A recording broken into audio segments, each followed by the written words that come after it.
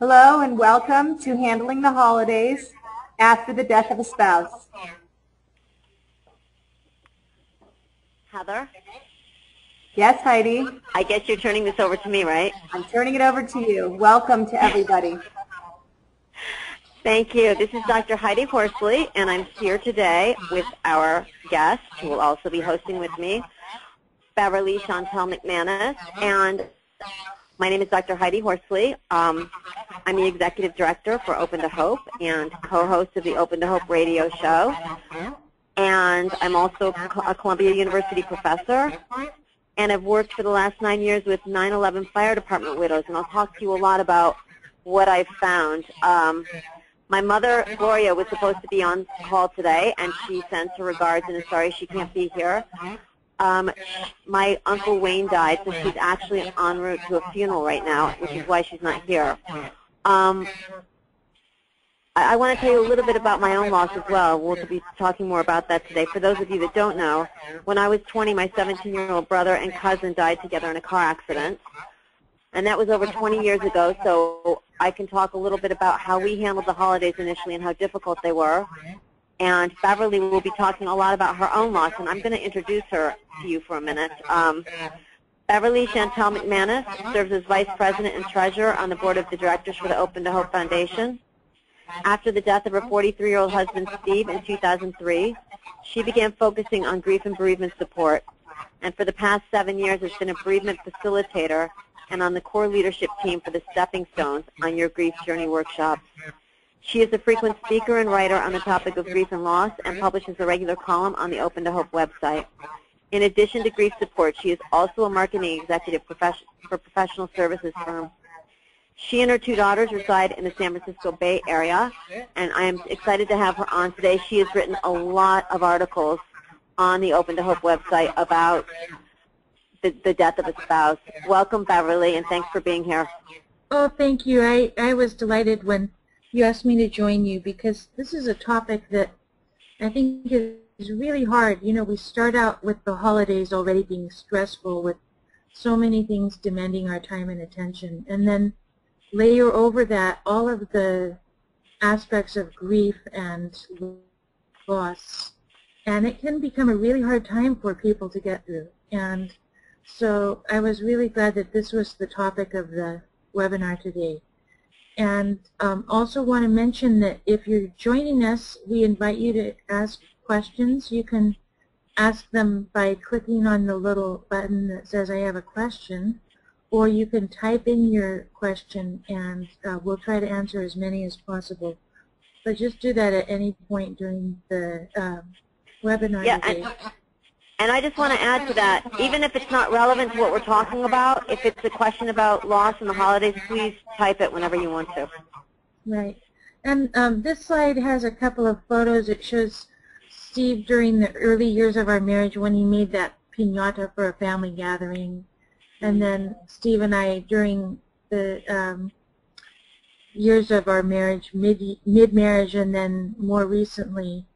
And the picture of him with our daughters, Emily and Mariella, was when they were about 5 and 7 years old, wearing their little velvet Christmas dresses. And I love that. Those were the Christmas dresses they wore, Beverly? Yeah, every year They're they wore so cute. Velvet dresses. And you know, he died when they were 16 and 18, and at this point it's been 7 years, and they've both now graduated from college, and my oldest daughter from graduate school. And so, you know, they've grown up in the meantime, and we've had a few years to figure out how are you going to handle these holidays anyway. So I guess one of the most important things to know is, you know, Christmas is never going to be the same. And one other thing we wanted to add, we realized that not everyone on our webinar celebrates Christmas, and we hope that if that's not the holiday you're celebrating, you can, when we say that, please just substitute the holiday that you may be celebrating. Just for the sake of keeping it simple, we focused on Christmas because we ourselves celebrate that, but we know that not everyone in our audience is celebrating that. But the holidays themselves can be really stressful, and I think one of the most universal aspects, especially early on after the death, is that feeling of numbness, and that everything feels surreal, and feeling disconnected, and that, is this really happening? And then also trying to figure out who's going to fill these new roles, roles that maybe your spouse used to fill. If you lost your wife, maybe she always filled the stockings and did most of the Christmas shopping, and now you have to figure that out. Or if it was your husband who died, maybe he used to hang all the lights on the house and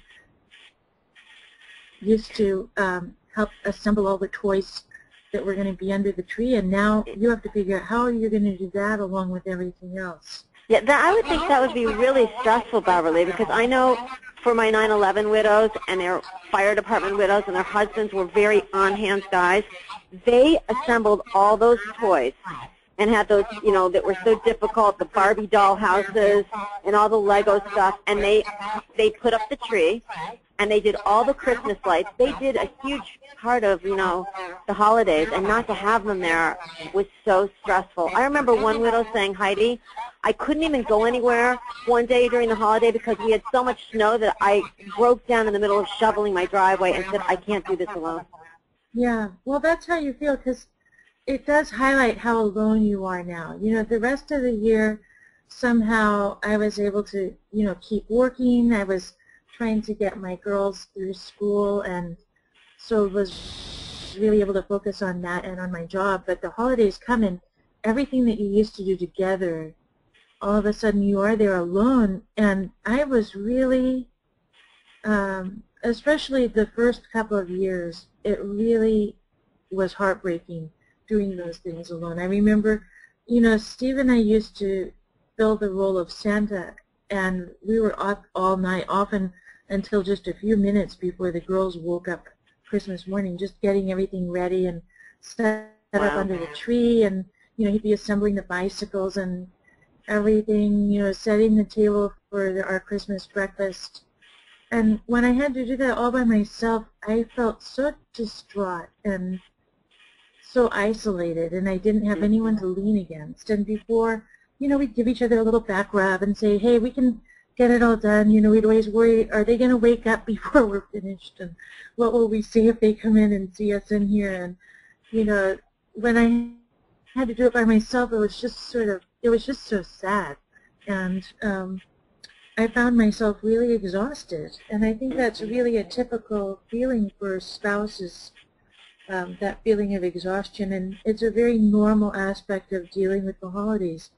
And I think knowing that that exhaustion is coming, knowing that it's normal, and maybe cutting some slack and saying, maybe I need to take a little nap, or maybe I need to look at everything I'm committed to and maybe cut back a little so that I'll have the energy to do what's really important. Or maybe, like I remember one widow saying, maybe I need to get some other firefighters into my house to help me set up the tree and put together the lights and assemble some of the the toys. Yeah, I think, asking for help is it's hard to do it, but people really love helping. I know that that first year after Steve was gone, our dear neighbors, they knew he always took such pride in hanging the lights around our house. And we got home one afternoon, and they had come while we were gone and put all the lights around the roof line. And we got home and just cried. We were in the car. We were all just burst into tears because it was like someone cared enough about us to continue that tradition. Wow. And it made us so happy, and it was one of those things that we hadn't asked them to do it, but they knew. And it made a big difference. What an amazing gift to give somebody. Oh, absolutely. Other things are realizing that even though things will never be the same, it doesn't mean that we can't have joy again. And we just learn to accept that it will be a different kind of joy. It's not the same image we had of of things always being the same, but we can create new memories, and we can revisit our old memories, both good and bad, and we can decide what we want to continue and what we don't want to. One of the things, you know, every year our family had a tradition of every year we would give each other new ornaments on Christmas Eve to hang on the tree. And so our tree was filled with memories from every year, and we put on the bottom of the ornament the date, and you know, if it was from a special vacation or something we'd done that year to memorialize that. And after Steve died, especially that first year, we couldn't bear to even open the box with those ornaments. They were so filled with memories, and it was just heartbreaking thinking about them. So we said, you know what, let's just get a totally new tree and new decorations. So we got this really silly Dr. Seuss-like tree, and we got all candy decorations so that we wouldn't have to put anything away afterwards. During the holidays, the kids just ate the candy, and by the time it was New Year's, the tree was there. But it was fine, and we loved the tree that year, and it meant we didn't have to deal with all those memories that were so heartbreaking. And the next year, we decided to do a totally different tree and get totally new ornaments. And I have to say, now it's been 7 years, we still haven't opened those boxes with all of our old, sort of what we call our heirloom ornaments. And this is well, the first and Beverly, year I think it's good for people to hear this. I mean, it's been 7 years, and you still haven't opened that box. Yeah, and the box is still there. It's not like it's gone anywhere or anything has happened to them. We know that they're safely stored. And this is the first year that we all decided, hey, I think we could probably do that. But the weather has conspired against us, and they're out in the shed, and it's been so stormy. And we decided, you know, we don't want to have to slog through the rain and mud out to the shed to get those. Let's just do a new tree this year again. So, so that's what we're doing. Right, my question is, Beverly, would Steve have been usually the one that would have slogged out and gotten the box? Oh, absolutely. And by the way, he was the one who always carefully put everything away. He was a librarian and an accountant, and so combine those skills. Like, he would archive everything. He carefully wound all the lights on these spools, and when we take down the lights, we just throw them in a bag, and you know, often we toss them. I hate to say that, it sounds so incredibly wasteful, but we realize by the time we get these untangled, half the bulbs don't work anymore, and they're so inexpensive to get new ones. We just use those mini lights. And you know what? Would Steve be chagrined? Yeah, you bet. But you know, he's not here anymore. And if he were here, he could wind those lights very carefully, and I'm sure they'd be in good shape now. But, you know, we have to do what we can do and what we can't do. And we realized we actually got trees that are pre-lit. All you have to do is I've seen those. Assemble it and plug it in, and it's fantastic. And I highly recommend, if your Christmas stuff is filled with those memories, try doing something new and saying, let's just do something totally new this year. And if you still haven't been able to do something after 7 years, realize that that's normal. There's nothing wrong with you. Yeah, exactly. And I know one family, I love this tradition. One of the families who attend my workshop, they started getting live, like living Christmas trees every year, and then planting them in the garden in honor of their dad. And wow, I thought, that's what a lovely tradition. You know, they had a really big yard where they could handle a lot of pine trees, and I thought, what a great idea, because that way the trees, you're not adding to the landfill, and you're not, you know, just discarding something. It's something that can bring you lots of new memories. And I think, you know, I was just looking at this last bullet of well-meaning people telling us our loved ones want us to have a happy holiday. I think it's good to remember, but you know what, they're not here anymore. And so it's easy for us to think, oh, they want us to continue everything exactly the way we did it, or maybe they don't. How can we know? Maybe we can assume they want us to be happy and do what feels good. And I like to think of it that way. Because I think, you know, there are so many things that people are expecting of us, and sometimes we felt like people were watching us to see how are we handling it.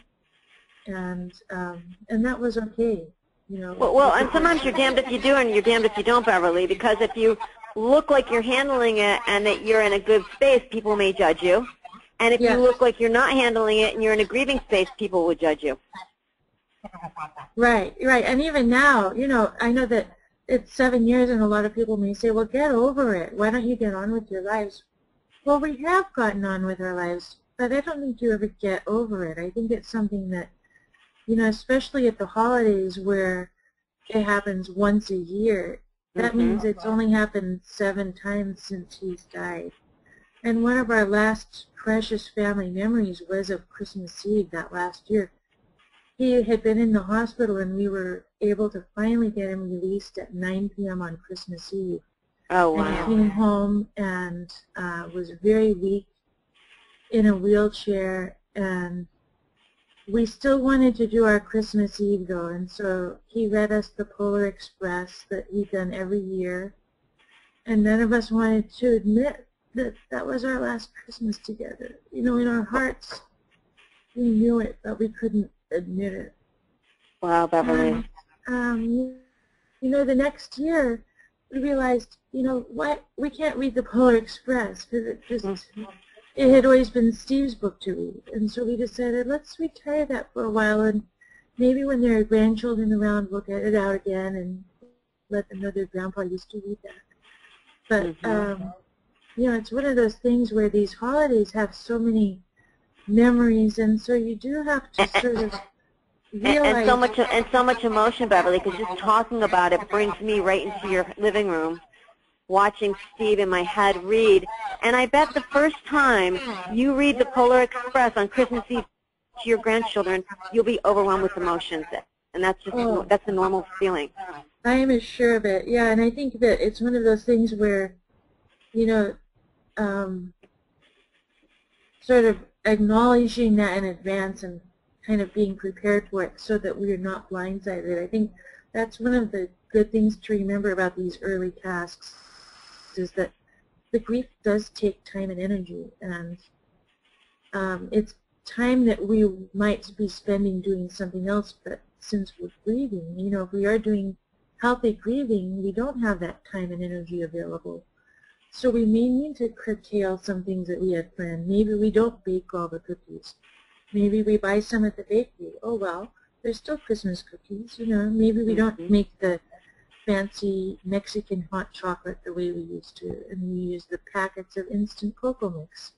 It's still cocoa, you know, it's just different. And sometimes it's better to say, you know, I don't have time to spend an hour whipping up that Mexican cocoa this year.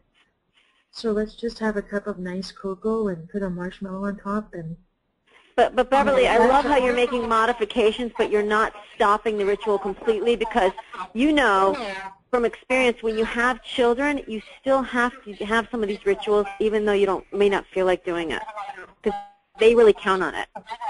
Oh, that's so true. And I think, you know, when Gloria and I were talking about the webinar last week, and she said sometimes it's important for parents, even though we're hurting, we have to go through the motions for our children. And I think that's important. And even though it may be really hard to do it, with them, it's so important that they realize, you know, dad or mom may be gone, but that doesn't mean Christmas ends. It doesn't mean Santa Claus never comes anymore, or that we can't have a fun family time together. It just means things will be different. And I asked my daughters if they had any advice for parents of children, and they said, yeah, keep asking your kids and checking in with them on what they want to do and how much energy they have, because they may initially say, no, I don't want to go ice skating, but then on the day of the ice skating party, they may realize, oh, actually that sounds fun. So if you keep, you know, not badgering them and trying to talk them into something they don't want to do, but just say, hey, what do you think about ice skating today? And they may surprise us and say, yeah, let's go do it. That would be fun. You know, knowing that kids are pretty flexible and they change their minds a lot. One of the things in the early year after Steve died, with the Christmas cards, we decided we couldn't even send them out that first year because we were afraid that if this was the first time people heard about the death, it would be so abrupt. And it just sounded, you know, it just felt like it was not a good way to announce, you know, Merry Christmas from the Mcmanus family. Guess what? Steve died this year. You know, it was, we couldn't do that. And so we just kept sending the cards that year. And the next year we sent out a card and said, you know, last year, little did we realize that it would be our last Christmas together. And you may or may not have heard, and I'm sorry if this is how you're hearing it for the first time, but Steve died, and so we gave a few of the details and let them know we were doing okay. And Beverly, what day did he die? What was the date? He died in February, on February 19th, 2000. Oh, wow. So it was, you know, in some ways it seems like, well, you should be able to pull yourself together and get your cards out, you know, 9 months later. And it's like, well, no.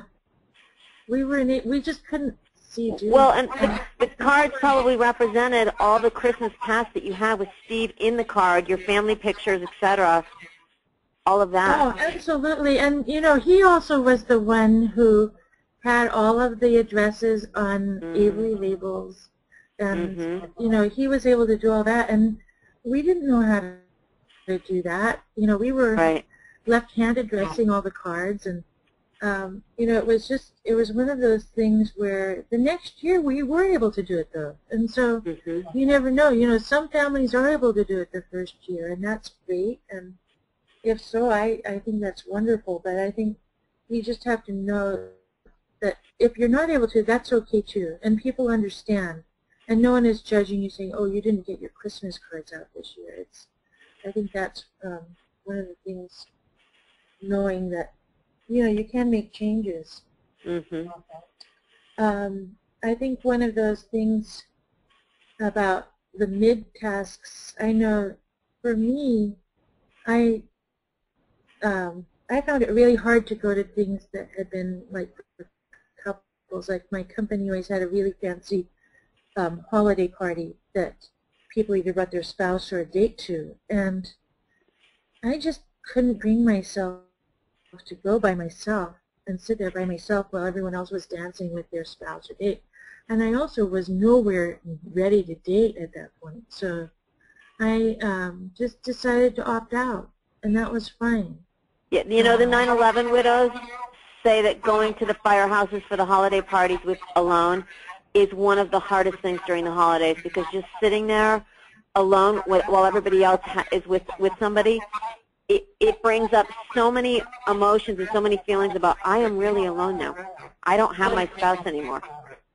It really does, and I think it's one of those things where it's one of the few times anymore that they actually have dancing at anything. And when you don't have a partner, you're used to dancing with one person, and he or she is gone now. It makes it really awful when you're just sitting on the sidelines trying to keep a smile on your face, but you just feel like crying. Or you decide to drink too much because it numbs the pain. You know, I would rather spend that time with my daughters or doing something, you know, even go to a movie or something, rather than sit there trying to pretend I'm having fun when I'm not.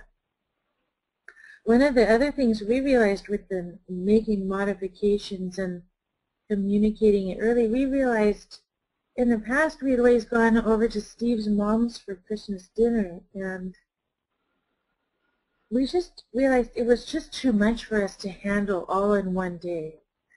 And so we let her know long in advance so that we just weren't up for that, and wondered if we could have a Christmas dinner with her on another day during the holidays, so we could sort of stretch out the celebration and not try to cram all these emotions into one day. And it was fine with her, and we let her know long enough in advance so she wasn't sitting there on Christmas Eve with her big dinner and table set wondering where the heck are we. But we also decided that with gift giving, you know, that had always been such a big thing with Steve. He loved shopping and loved getting gifts for everyone, and it's not really my thing, the shopping. And everyone we know already had so much stuff.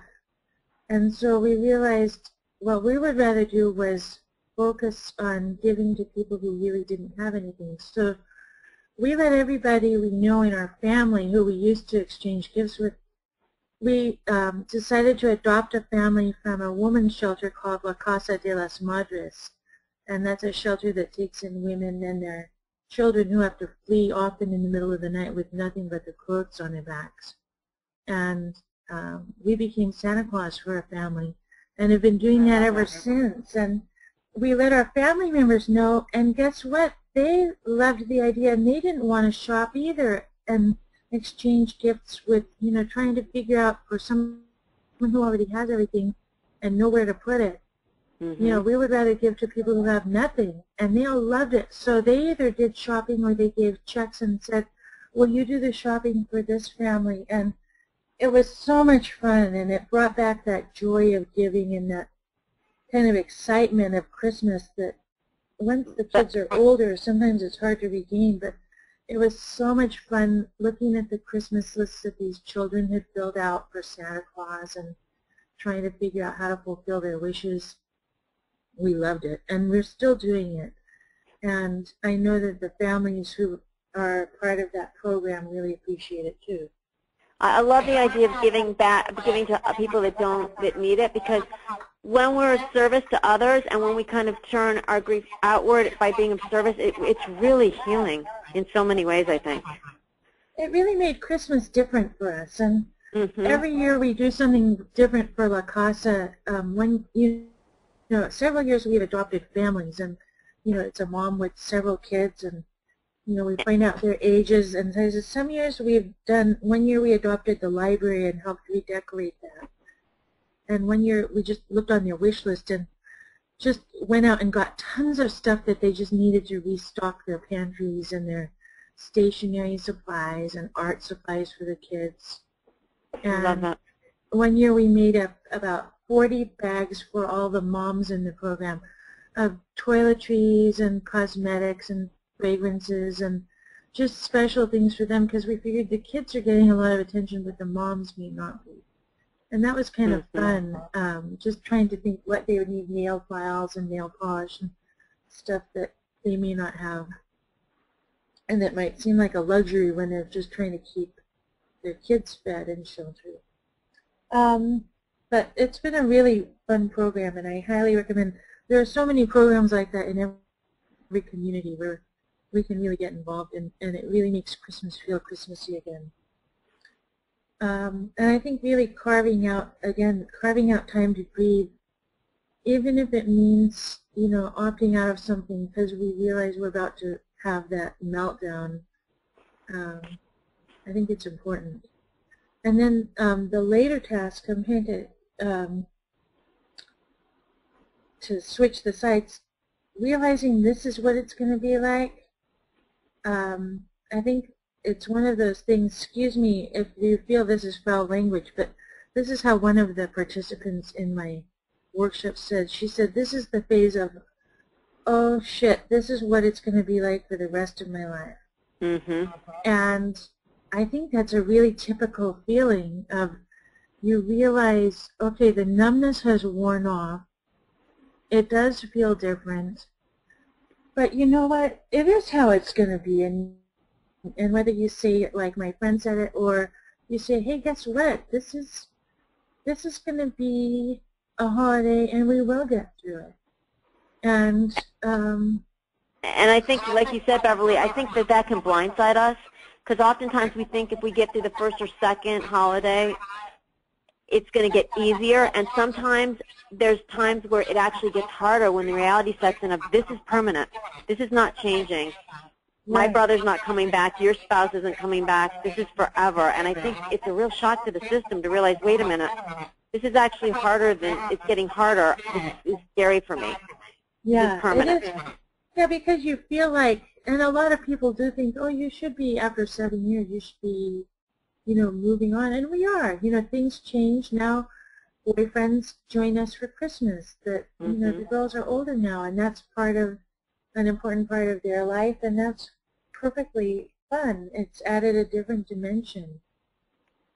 we get together with our family in different ways now. And we're still getting a new tree every year. And you know what? Maybe next year we'll get out our old stuff, and that'll be fun to revisit all those memories. And if we don't feel like it next year, so be it. And like you said, to remind ourselves, look, we're going to get through this. We've gotten through the death of our spouse. We've gotten through the worst possible thing that can happen. We're going to get through this holiday. We're going to survive it.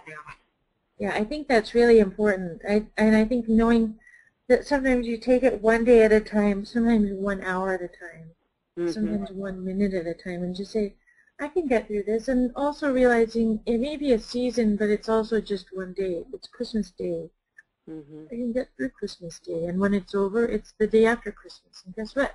I survived it. And, maybe parts of it were fun even. And parts of it were sad, and parts of it were, brought back memories of bad things that happened on that day.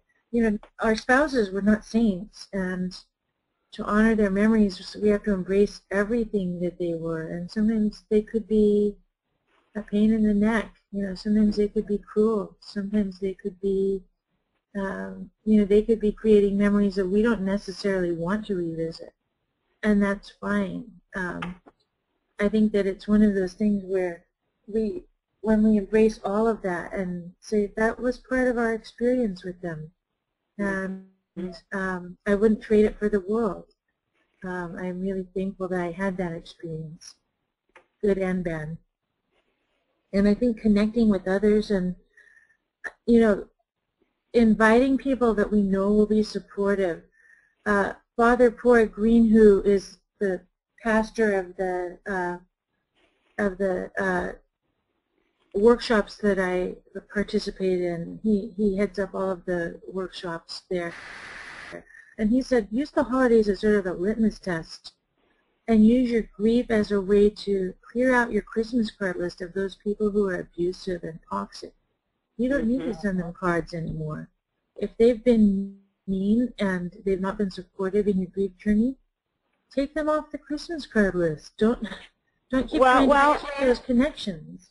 And my mom and I have often said it on the Open to Hope radio show. You will make new friends after a loss, and some of the friends that have been with you for a long time won't be there for you. They won't be good grief support. So friends may change after the death of a spouse. Exactly, and it may be that, we had this image in our head of going through all the years, with this spouse at our side and having all these holidays together. Maybe it's a new spouse, Maybe we'll meet someone and remarry or have them as our partner, and so we'll have these new opportunities to grow and to have relationships that. And it takes a while for a lot of people to get to that place, as you know, Beverly, because I think initially, if someone hears maybe we'll have a new spouse, they kind of get rigid at that thought. Oh, absolutely. Don't you think it takes a while to kind of embrace that idea that you're going to have a new normal and that there is a possibility of having a new spouse at some point, maybe? Oh, absolutely. I think, the people who say, oh, why don't you just, go find a new spouse, that's easier said than done. Often people who've lost a spouse don't feel like even considering dating. I know I was so focused on just getting my daughters launched and working, trying to survive in a new job, and the idea of even dating was just so far from my mind. And it's only recently that I start feeling single again and feeling like even the idea of having a new partner in my life. And it's interesting you're saying that, Beverly, because Steve has been gone since 2003. Now, what we found when working with all these 9/11 widows, and we're doing a research study. What we found is it took around 7 years before the widows actually felt comfortable being kind of on their own and were able to reinvest in new relationships. Yeah, I think that's really true. And I know that it's a different story for widowers, men. One of my best friends died in February, and I miss her so much. And she and her husband had been married for 43 years. Wow. Oh. he remarried this year, and it was really hard for me to digest that because it was less than 6 months after my friend died that he remarried. But then I realized, he was someone who loved being married. She took care of everything for him, every aspect of his life. My friend took care of him, and he was totally lost without a partner. And he actually married a widow who had been widowed for 7 years. Now, that took her 7 years to remarry, but it took him 6 months. And initially I was kind of, put back because it just felt like he wasn't honoring the memory of my friend. Well, I love what you just said, Beverly. I love the reframe you did. Yeah, he loved being married so much and loved being married that he wanted to get remarried.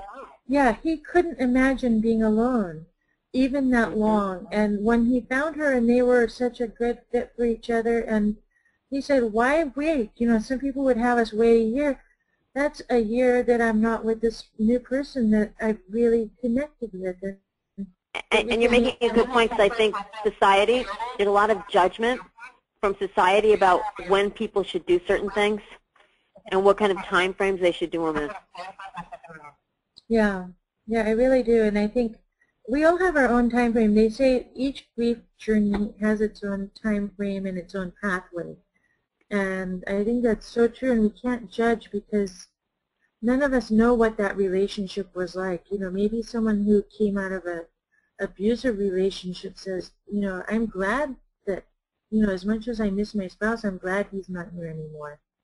And I can't wait to marry someone who I can really love and treasure and know will reciprocate that. And so, it's not our job to judge. It's our job to walk our own grief journeys and live our own lives and know that, we hurt and we grieve because we love so much. And it's one of those things where when we remember that and we give our families permission to grieve too, we're not the only ones grieving. Our children are grieving their parents.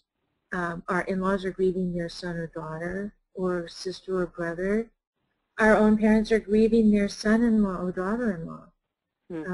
Our nieces and nephews are grieving the loss of their aunt or uncle. And so remembering that it's not just us who are grieving, but we all, it's like a whole family system that has suffered a tremendous loss, especially if this person was really involved in the family. And knowing, everyone is missing them in a different way. And so it's why incorporating some new rituals and some new memories into the family traditions is so important because it lets others know that we're not forgotten. I think that's a big fear with human beings, is that we'll walk this earth and when we leave it, no one will remember us. And one of the things we can do as surviving spouses is make sure that people remember this spouse that we loved so much. And we can do that in ways like leaving an empty chair at the table in a place setting and lighting a candle for the person who isn't there with us anymore. Or maybe it means, creating some memories like decorating a wreath with photos of that person, of our spouse, or making some new Christmas ornaments that we write little messages to our spouse or things that they used to say. Maybe we have a little picture display and create a little, almost like an altar where we can light a candle and just know that our loved one is still there in our hearts, and even though they're not here on earth physically, they'll always be in our hearts and in our memories, and they'll never leave us. Some people like to make a toast. I love that tradition of toasting the memories of those who aren't there, and everyone at the table, sharing a happy or a good memory about that loved one. I love that too. So that That's one of my favorites. those who are young, like I have nieces and nephews who dearly loved Steve. He was so close to them. He was like their favorite uncle, and he loved finding the special toys for them and reading them stories and playing all the games with them and throwing the football with them. But I have other younger ones who don't really remember him. They didn't get to have that experience. And so by sharing these, they're able to know their Uncle Steve in ways that they otherwise would never know. And I think it helps my daughters, too, knowing that people remember their dad. And that well, I was going to say, Beverly, the number one thing that my mom and I hear over and over about the holidays that upsets and annoys people, and I completely understand it and get it, is when you don't say anything about the person's spouse, the person that died is never brought up. It's almost like not only did they never die, but they never lived. And we're always saying, if you don't feel like you can be the spokesperson and bring up your spouse's name, have a friend do it. Talk to them in advance and say, you know what, can you make a toast or pay tribute to my spouse today at this event or whatever? And if you don't feel like it can be done at the event, maybe before you go, something can be said by you or a trusted friend. What a great idea. I love asking a friend to do it, because sometimes we are very emotional and we feel like we don't really have the wherewithal to, but they can. You know, and Steve loved to sing barbershop quartet music, and so we decided to keep his memory alive by donating to the Barbershop Harmony Society in his honor. And I love that. And they have a program for high school students to help them learn harmony and get involved in barbershop. And we thought that would just tickle Steve to death to know that he was helping kids get involved in something he loved so much. And and it has his name on it. And Steve also loved to cook and loved food preparation and all that. And so we love to donate to the food bank and to Meals on Wheels in his honor, and know that that would make him happy, helping other people have a nice holiday meal and knowing that it was in his memory.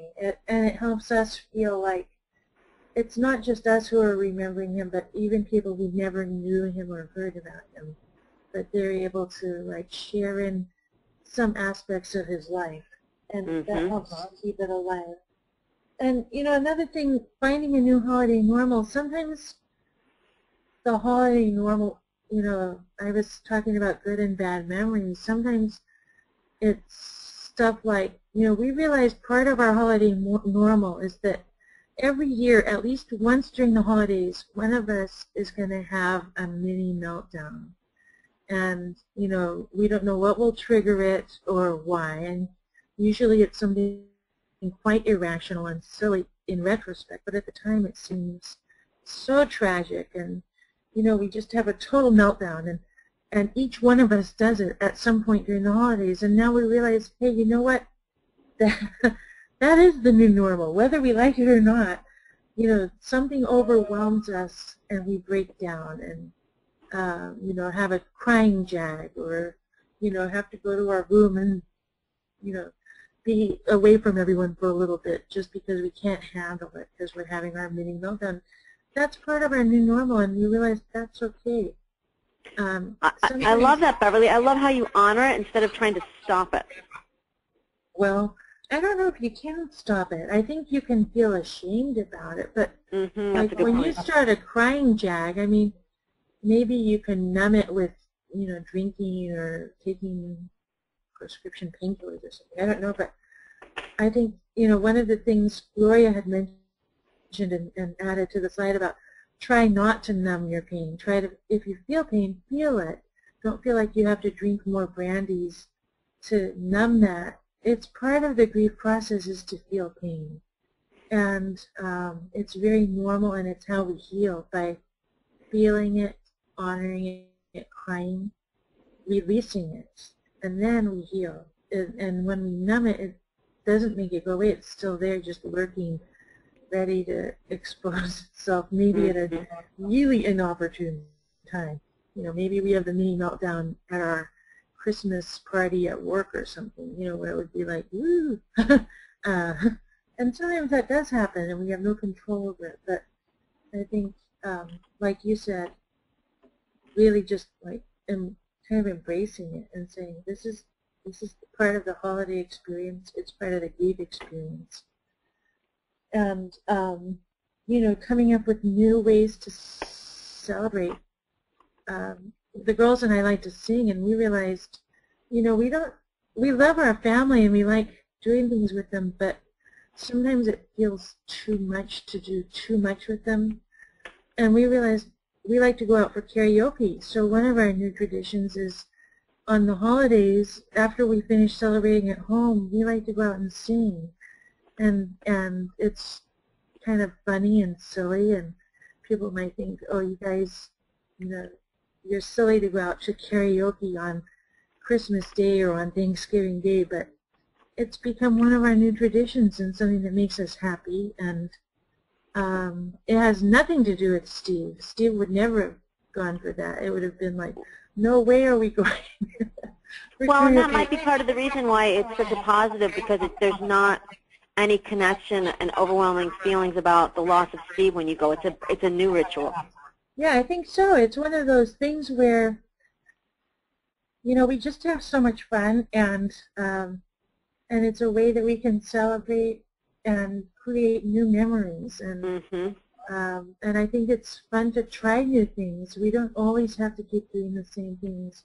It could be our spouse didn't like certain things that we like, and now that they're gone, we can do those. And we have permission to, and that's kind of nice.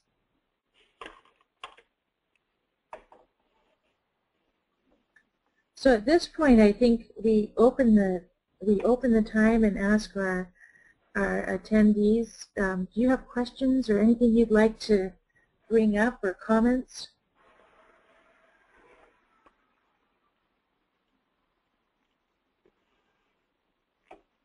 I know we got an email from someone who said, what do we do when all of our loved ones are on the other side of the country and our spouse is now gone?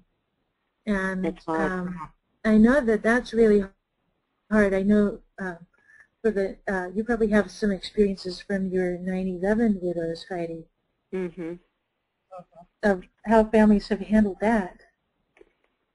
Yeah, like you said, that can be very, very difficult when you're alone and trying to figure out and don't have a lot of support. People have dealt with it in different ways. I mean, some people do something completely different. I know people that have gone away somewhere, someplace nice and warm, etc., and just had a completely different experience. It is really hard, though, I think, during the holidays if you don't have support. And I would say be very careful and don't isolate yourself. Reach out to people that are supportive and make sure that you're not isolated during the holidays. I think that's good advice, and I think it's easy to become a recluse. And one of our slides says, feel free to say no, but also feel free to say yes to things. And yeah, I like to put that in there, Beverly. Yeah, sometimes I think when people invite us, my first impulse is, I don't think I can do it, but I've learned it's easier to say yes. And then chances are by the time the event comes, I'm up for it. But if I go with my first impulse of no, by the time the event comes, maybe I'm up for it, but I've already said no. And it's harder to turn around and no than a yes.